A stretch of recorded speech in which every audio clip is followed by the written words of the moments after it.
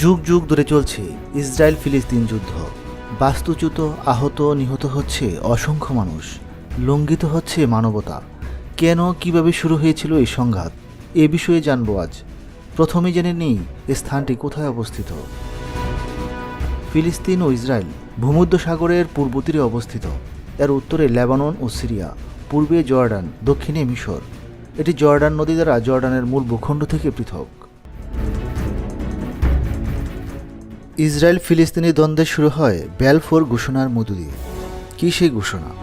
1917 সালে ব্রিটেনের তৎকালীন পররাষ্ট্র সচিব আর্থার ব্যালফোর ইহুদি নেতা লিওয়েন ওয়াল্টার রথশিল্ডকে একটি চিঠি লিখেছিলেন। ইহুদি জনগোষ্ঠীর জন্য ফিলিস্তিনে আবাস প্রতিষ্ঠার ব্যাপারে ব্রিটিশ সরকার সহায়তা করবে।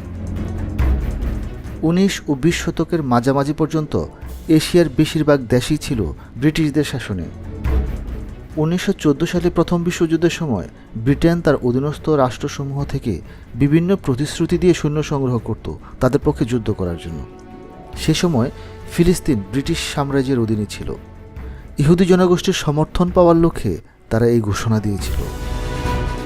কেন ফিলিস্তিনকেই বেছে নিল?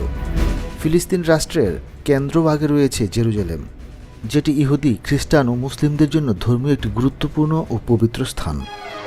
ইসলাম ধর্ম অনুসারে বায়তুল মুকাদ্দাস মসজিদ এখানেই অবস্থিত। কাবার পূর্বে এটি ছিল কিবলা এবং মহানবী এখান থেকেই মেরাজে গমন করেছিলেন। খ্রিস্টান ধর্ম অনুসারে যীশু খ্রিস্টের জন্ম হয়েছিল জেরুজালেমের বেথেলহেমে, তাই খ্রিস্টানদের নিকট এটি খুবই পবিত্র স্থান। ইহুদি ধর্ম অনুসারে জেরুজালেমের টেম্পল মাউন্ট বা আলাস্কা ইহুদিদের প্রথম ও গুরুত্বপূর্ণ উপাসনালয়। পর্বতে অবস্থিত এই স্থানটিতে নবী ইব্রাহিম আলাইহিসসালাম তার পুত্রকে উৎসর্গ করেছিলেন এবং স্রষ্টার সাথে কথা বলেছিলেন। এই জেরুজালেমকে নিয়ে 3 ধর্মের মধ্যে বহু যুদ্ধ হয়েছে, কিন্তু খ্রিস্টান বলয়ে নিতে পারেনি।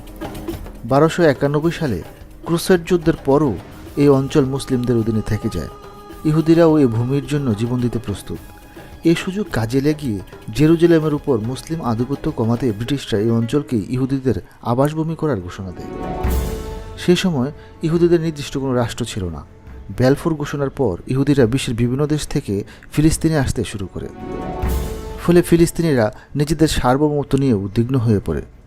1936 সাল থেকে তারা আরব ন্যাশনাল কমিটি গঠন করে প্রতিরোধ গড়ে তোলে। এদিকে ইহুদিরাও ব্রিটেনের সহায়তায় মিলিটারি বাহিনী গড়ে তোলে। প্রথম বিশ্বযুদ্ধে জার্মানি হেরে যাওয়ার একটি কারণ হিসাবে হিটলার ইহুদিদেরকে দায়ী করেছিল। 1939 থেকে 1944 সালে দ্বিতীয় বিশ্বযুদ্ধের সময় হিটলার ইহুদিদের উপর চরম গণহত্যা চালায়। এই সময় ইহুদি জনগণ জার্মানি থেকে ফিলিস্তিনিতে এসে ব্যাপক হারে বসতি স্থাপন করে। আর ফিলিস্তিনের বাধার মুখে পড়ে দুপক্ষের মধ্যে চলতে থাকে দ্বন্দ্ব, যুদ্ধ আর রক্তপাতের মধ্য দিয়ে চলে যায় দীর্ঘদিন। সমাধানের জন্য 1947 সালে জাতিসংঘ এর হস্তক্ষেপ করে। সদস্য রাষ্ট্রসমূহের ভোটাভুটির রায় অনুসারে ফিলিস্তিনকে 2 ভাগে ভাগ করে ইহুদি ও মুসলিমদের জন্য আলাদা রাষ্ট্র গঠনের সিদ্ধান্ত দেওয়া হয়, আর জেরুজালেমকে সকলের জন্য আন্তর্জাতিক নগরী হিসেবে ঘোষণা দেয়। সেই সময় দেশের 67% জনগণ ছিল ফিলিস্তিন মুসলিম, আর 33% ছিল ইহুদি।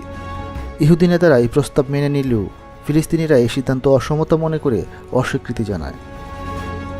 1948 সালে ইহুদি নেতা ডেভিড বেন গুরিয়ন ফিলিস্তিনি ইহুদিদের জন্য আলাদা রাষ্ট্র ইসরায়েল প্রতিষ্ঠার ঘোষণা দেয়। এরপর থেকেই ইসরায়েল ফিলিস্তিনি সশস্ত্র সংগ্রাম চলতে থাকে। ইসরায়েল ও ফিলিস্তিন উভয় চাচ্ছে এই অঞ্চলে নিজেদের অধিকার প্রতিষ্ঠা করতে। এ যুদ্ধের অবসান কোথায়, ভবিষ্যতেই তা বলতে পারবে।